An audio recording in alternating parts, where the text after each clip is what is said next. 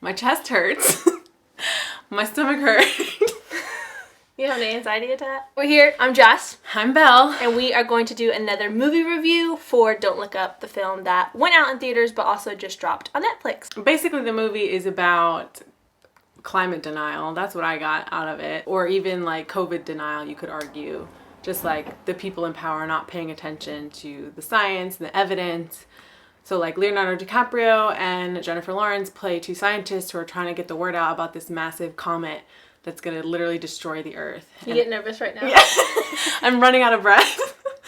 So they find the comet. Jennifer Lawrence identifies the comet. They do a whole bunch of math. They figure out, oh no, it's going to hit Earth really soon. They call all these other scientists. To confirm, everyone confirms the data. The president doesn't think it's really a big deal coming up to midterms, but then eventually a scandal comes out about her, and so this plan to save the world from this asteroid will benefit her in the midterms. So then that's when she decides to act on it, where Jennifer Lawrence and Leonardo DiCaprio go on a media circuit to spread the word. Whenever they go on this morning show, Jennifer Lawrence's character has a meltdown, basically like screaming, "Why aren't people freaking out?" Whatever. So she becomes a meme. Yeah, we do. Yeah, as we do. Like she becomes a joke basically, and Leonardo DiCaprio's character becomes the sexy scientist or whatever. You think all is going according to plan. The world is believing the scientists. They're going to divert the comet that's heading towards Earth until this tech billionaire says, actually, there's minerals that we need on this comet. Let's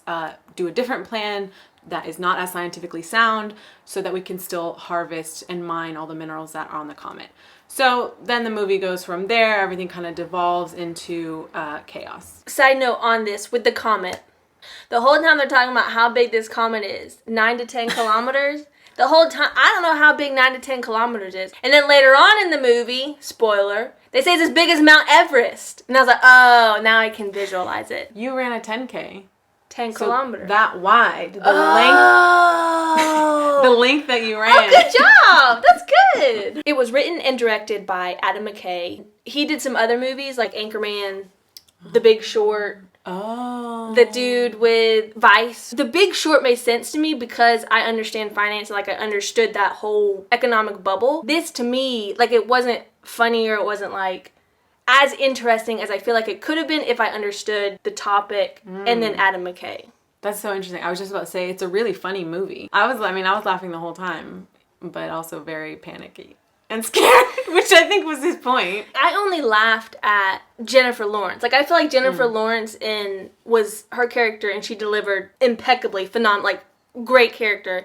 She and Jonah Hill could have had a whole movie by themselves, and I would have watched that. The style I was noticing, it was almost like mockumentary style. There were, it was really funny, so that was like the kind of the mock part, but then also just the camera. Yep. It looked like a handheld camera, and it was like shaky. That and, is exactly what I was thinking. Up close and stuff, which one added to the mockumentary like feel, but also the anxiety to it as well. Stylistically as well, it also reminded me of another movie Jennifer Lawrence is in, Mother by Darren Aronofsky. That movie's totally different. It's horror, thriller, but it has that chaotic ending of the world and then rebirth of the world kind of feel as well. Especially as Mother continues, it like devolves and gets more chaotic and more violent and grotesque and scary, which as I'm saying aloud is not really how this movie felt, but something about the vibe of like the world ending was the same. Right. I feel like the shots that they interspersed in between like the main storyline, I think is that chaotic feel, right? Like they would do like the normal ending of the world scenes like burning, praying, mayhem, and then there'd also be these like moments of life, like a bee like pollinating a flower, or like whales in the ocean, babies and stuff like that. Like that part was like the documentary style. I think you put into words what I was trying to say. It was like life in the midst of the end of the world. Right. It was a beautifully cast and acted movie. I think it was like an all-star cast you can just look at by the names or whatever, but then everyone did super well in it. I think it was so interesting that it was kind of like meta casting. Because Leonardo DiCaprio, I think everyone kind of knows, he's like a environmentalist activist, right? I'm wondering if like he approached McKay to be in the movie, or did McKay approach him? I wrote this down because there's a scene in this movie that I felt was so authentic and real. If you know Leonardo DiCaprio and what he's passionate about, which is climate change, the acting was so authentic. Like, he was like screaming and just releasing everything I felt that he personally had to release. Was it written in like that? Maybe or some improv was coming out. Yeah, because it was so real. And also it goes back to that documentary style. Like, the cameras were like so close in. And Ariana Grande, pop star, great song in there. She did good. Good job, Ariana. Yeah, she did. Cate Blanchett. Oh, she did so good. Also, her like prosthetics, I guess they gave her cheek implants and teeth. We think like she looked like a news anchor rather than herself, the actor. You know what I mean? Yeah. Tyler Perry was in there. Meryl Streep was in it. She was Madam President. She did a great job. I feel like the president. I mean, it was an all-star cast, right? But the president wasn't really anything that would have stuck out, anyways. Yeah. Because it wasn't, to me, that big of a character, and it was honestly kind of boringly written as the president, but I mean, she's Meryl Streep, so it's fun to watch her act. Closing thoughts. Overall, do we recommend people watch it? Yes. If you have anxiety or end of world phobias, no.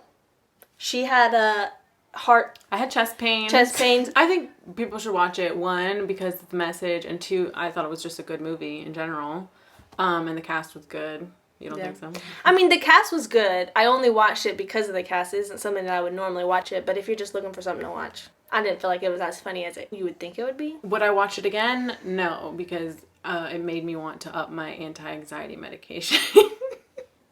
I wouldn't watch it again. I would maybe only watch it to find other things in there, but not for like the overall movie. Yeah, I'm so sure there's like so many Easter eggs and like things we didn't notice the first time around. We'll leave it at that. Let us know what you think in the comments below. Don't forget to like and subscribe.